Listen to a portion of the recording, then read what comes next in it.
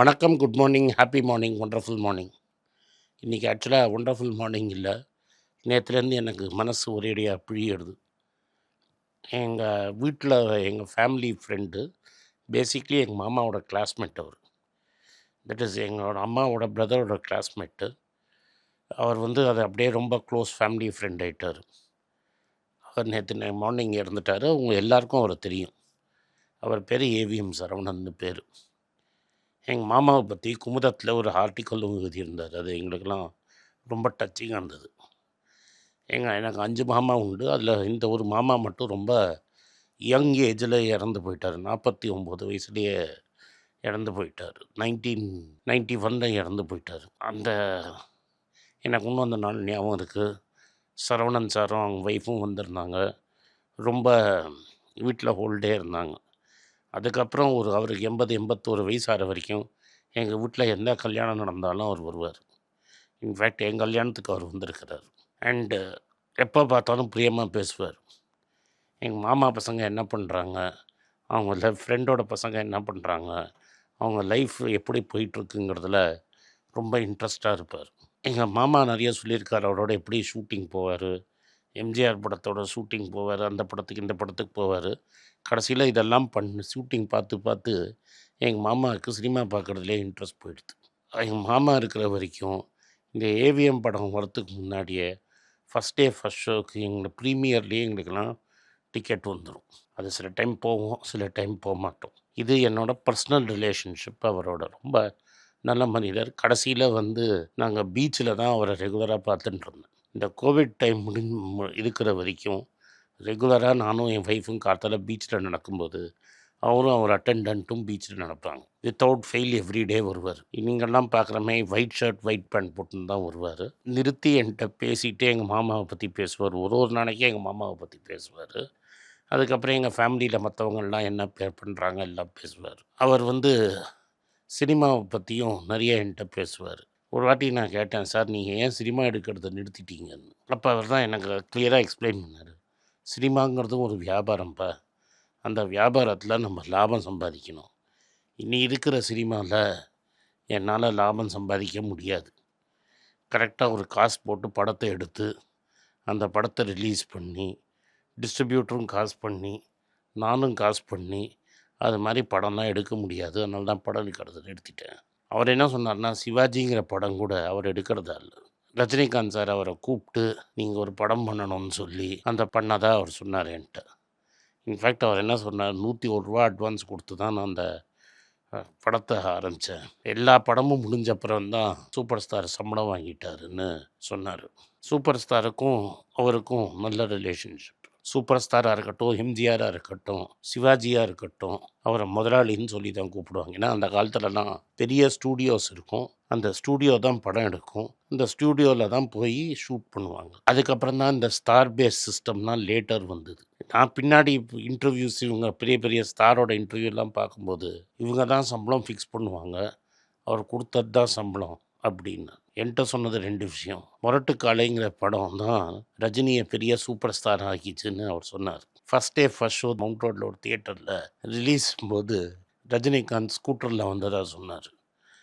படம்லாம் ஒழுங்காக போகுதா முதலாளி அப்படின்னு கேட்டு போனதாக சொன்னார்.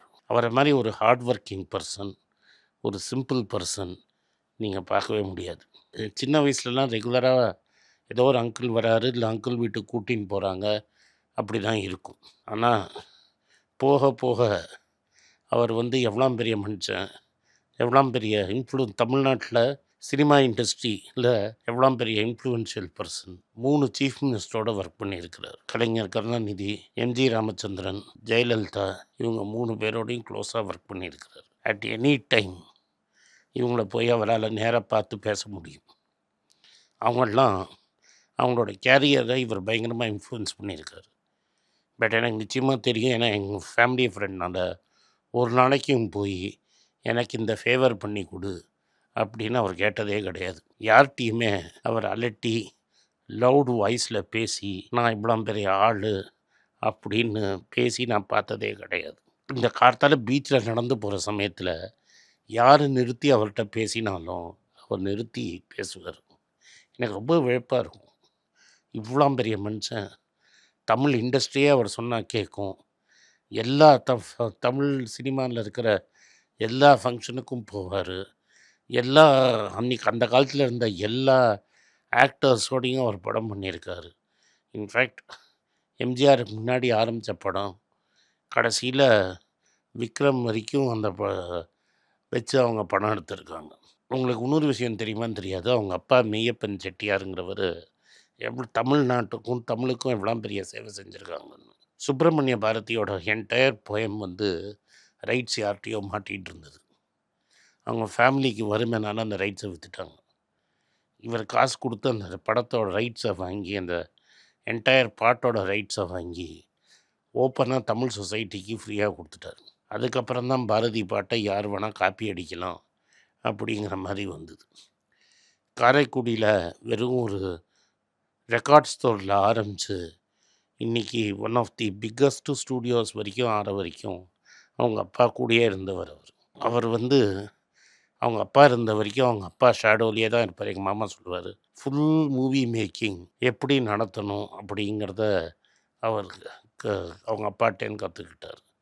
அதை அப்படியே அவரும் லைஃப்பில் ஃபாலோ பண்ணார். ஃப்ரெண்ட்ஸுக்கு நான் என்ன வேணால் பண்ணுவார். லேட்டர் எனக்கு தெரிஞ்சது எங்கள் ஊருக்குலாம் நிறைய வருவார் போவார். ஆனால் ஃப்ரெண்ட்ஸ்கிட்ட எவ்வளோ லாயலுங்கிறது நான் எப்போ புரிஞ்சுட்டேன்னா, எஸ்பி முத்துராமன் ஒரு பெரிய டைரக்டர் இருந்தார் அந்த காலத்தில். அவரை டைம் முடிஞ்ச அப்புறம் கூட அவரோட ஏவிஎம் ஸ்டூடியோவில் அவருக்கு ஆஃபீஸ் கொடுத்து பர்மனெண்ட்டாக அங்கேயே வச்சுருந்தார். கடைசி வரைக்கும் உங்களுக்கு ஏவிஎம் ஸ்டூடெண்ட்டில் ஒரு ஆஃபீஸு, நீங்கள் நிச்சயமாக இங்கேயே இருக்கணும்னாரு. இன்றைக்கி நான் கார்த்தால வீடியோலாம் பார்க்கும்போது முத்துராமன் சார் அங்கே இருந்தார். தமிழ் இண்டஸ்ட்ரியில் ஒரு கோல்டன் பீரியட் இருந்தது. 1950ஸ்லேருந்து இன்றைக்கி வரைக்கும் ஒரு 10 வருஷத்துக்கு முன்னாடி வரைக்கும் தமிழ் சினிமாவில் ஒரு பெரிய கோல்டன் இண்டஸ்ட்ரி, கோல்டன் ஏஜ்.